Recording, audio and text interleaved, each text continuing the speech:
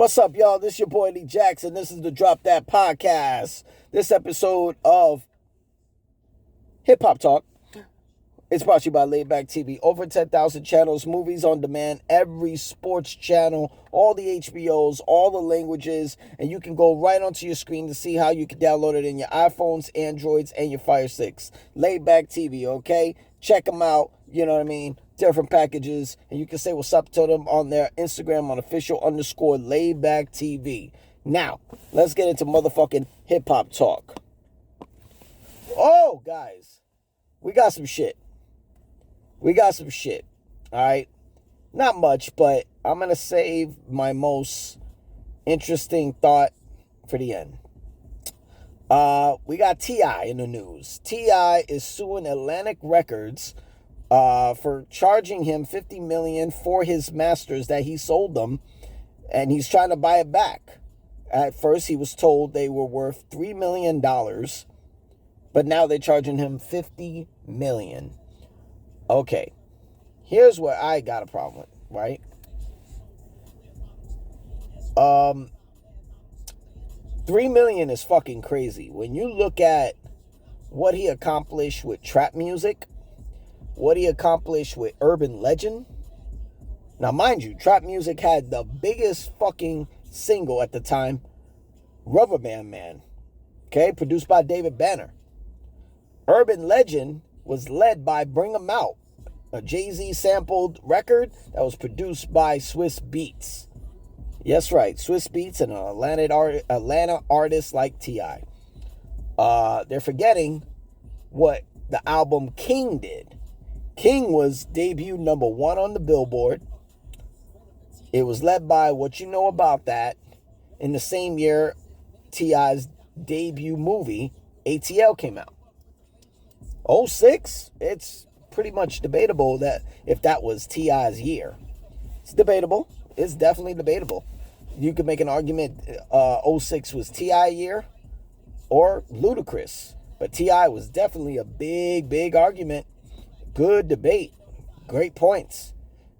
Don't forget, 07 brought us T.I. versus T.I.P. And don't forget, one of his biggest albums, Paper Trail, was in 08. Okay? Led by Whatever You Like. Live Your Life with Rihanna.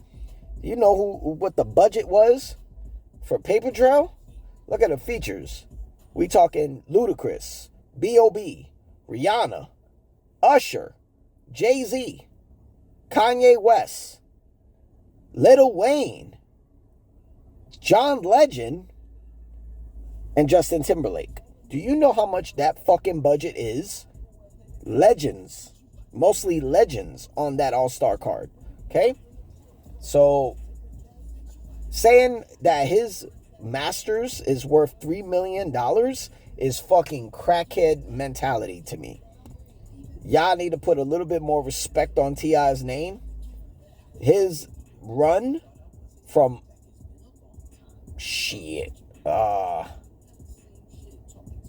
from 06 to 08 was pretty legendary, if you ask me.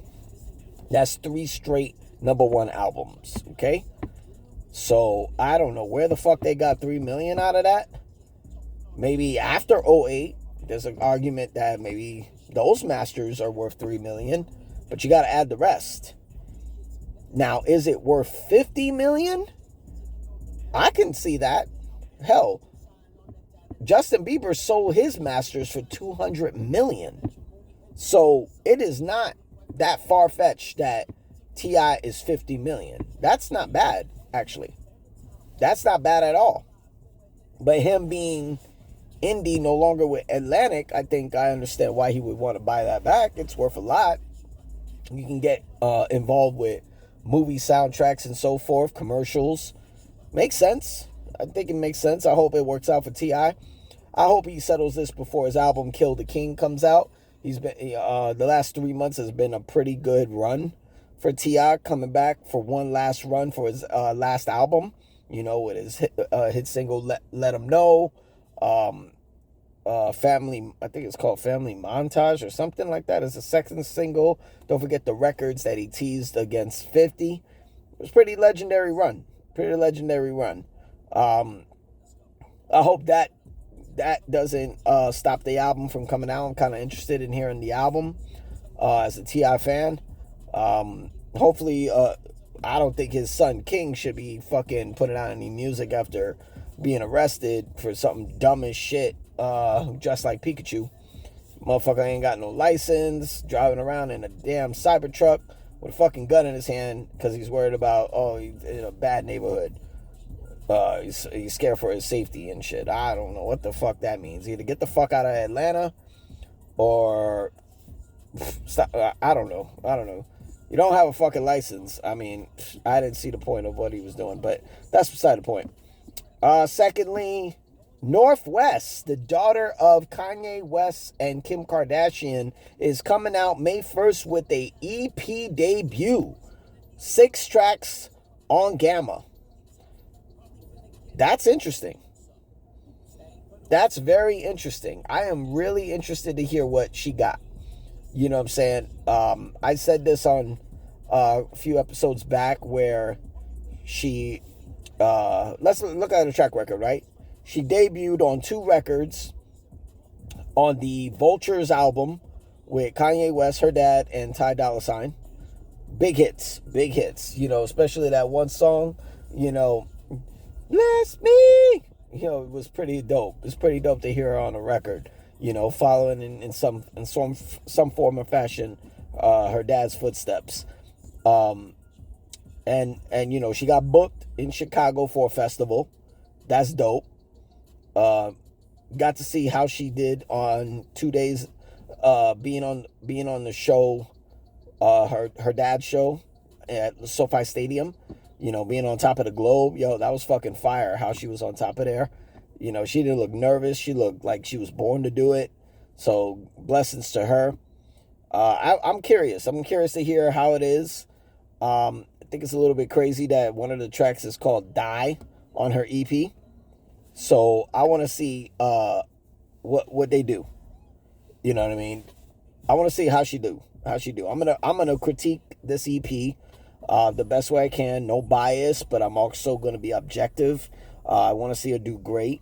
If this is the direction she's going, I mean, a lot of people, you know, try to follow in their parents' footsteps. You mean, look at Jaden and Willow, the son of Will Smith and Jada Pinkett Smith. Obviously, you know who Will Smith is. Fucking Hollywood megastar actor, solo artist. Also with the DJ Jazzy Jeff and the Fresh Prince. But don't forget, Will Smith, he did his own solo run with Big Willie Style, with Millennium. What was the other album?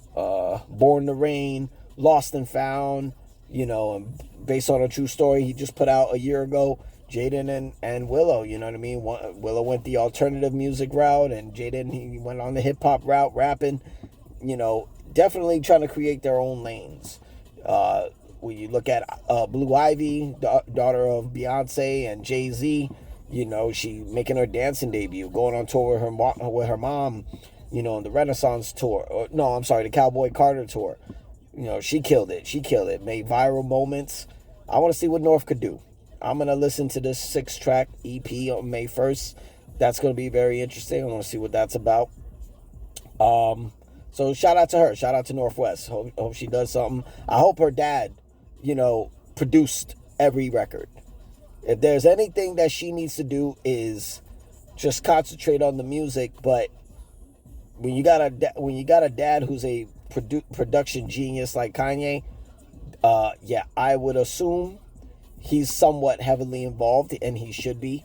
You know, he's also with Gamma too. I don't find it very shocking that Bully came out a month ago, and then a month and a half later we're gonna get his daughter on her first EP called North Forever. So let's see how that goes. Shout out to her. Secondly, Versus is coming back again. 4th round, fourth time. You know, they did Cash Money versus No Limit. They did Hit Boy versus Mike Will Made It. Let me see. We had Tank versus Tyrese. Now, it's going down. It's going down next month. I believe it's May 8th or May 15th, something like that. Was it May 9th or May 16th? Some shit like that. Rick Ross versus French Montana. Rick Ross is coming back. If you are a fan like me for verses, shout out to Swiss Beats, shout out to Timbaland. Rick Ross did verses already, and that was against 2 Chainz. Okay? I don't think French Montana has done his before, but Rick Ross did, and he defeated 2 Chainz. If this was a few years ago, I would say Rick Ross is going to be a sweep for him. Like, I think Rick Ross would sweep French Montana. But French Montana being back with Max B and doing the whole wave fucking movement again, I don't know. Let's see. Rick Ross is going to have to depend on his performances. You know what I'm saying? They're going to have to depend on his performances. And French Montana, this is actually a movement for him. They both got projects coming out. We got Wave God Part 2 with French Montana and Max B. We got Rick Ross, Set in Stone, his new album coming out. Rick Ross just put out a single called Mink in Miami, featuring French Montana and Max B. So this is gonna be interesting. They got records. This ain't gonna be a sweep for Ross. You know what I mean? I think his highlight years are 06 to maybe 2012. But that's it. So let's see. Rick Ross got Set in Stone, the album. He's got the tour. Port of Miami 2. I'm sorry, Port of Miami 20 years. So this is actually a good look. It actually good perform. I hope we get 20 rounds. I hope finally we get a hip hop versus 20 fucking rounds. I'm pretty sure we're gonna get surprises there. Definitely Max B is gonna be there. I'm pretty sure. But I'm kind of curious because Rick Ross, imagine, what if he brought Drake? He's got like 2 or 3 big records with Drake. They're the biggest of his career. What if he brought him out for those records? We're talking like Dice Pineapples. I'm talking Aston Martin music. There's some records. So let's see. Let's see if Ross could work something out, make amends with Drake. Because I swear, if he performs those records with Drake, that's 3 guaranteed rounds that French Montana ain't going to be able to win. Could be a win for Ross. This could be easy. This could be a 12-8. A 12-8 for Ross. Just saying. But let's see. I can't wait for it. I'm going to watch it. But let's see. Lastly, Drake. Speaking of the man himself, the Sixth God from Toronto. I haven't spoke about this because I wanted to see what it was going to be about. So, a couple weeks ago, Drake set up a fucking building of ice in a parking lot. Had like ice sheets, like a sculpture, pretty much. And apparently he said when it melts down, it's going to reveal the release date of his highly anticipated album, Iceman. Apparently there was some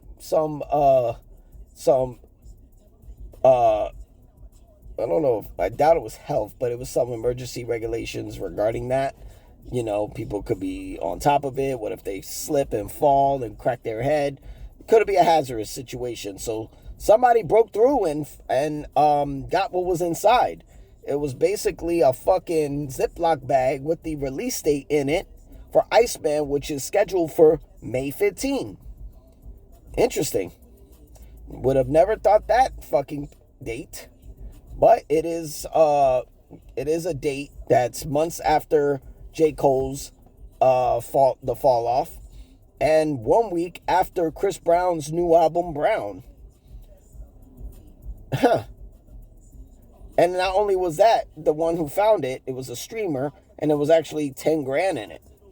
He opened it right in front of Drake's house, so it was kind of weird. kind of seems staged to me. It kind of seems staged, but it's a good promo run. And Drake has actually been doing a really good promo run. You know what I'm saying? Look who's been promoting shit. Like, he's got into it with he's doing partnerships with the UFC, you know, where they're actually, like, not mocking, but they're kind of using the idea of his Iceman's zines. They're using it for UFC. WWE, you know, they did partnerships with Travis Scott's what was it, Cactus Jack merch, you know, with shirts and everything. They did it with The Weeknd, the XO fucking collaboration. Now WWE is doing OVO collaboration for merch. So that's fucking dope. What else? What I found very interesting, UMG, Universal Music Group, the ones who Drake sued. We haven't heard much of it. We haven't heard much of the actual lawsuit, which is kind of interesting to me. And Republic Records is promoting Iceman. So it's no question on what's going on with Universal. They're really standing by their boy. Live Nation is even doing promos, so it looked like we might be getting an Iceman tour. Interesting. What is this, an apology? I kind of want interested in what this is going to be about. Lastly, someone asked me the other day, right, because they're a diehard Drake fan, are you expecting a classic?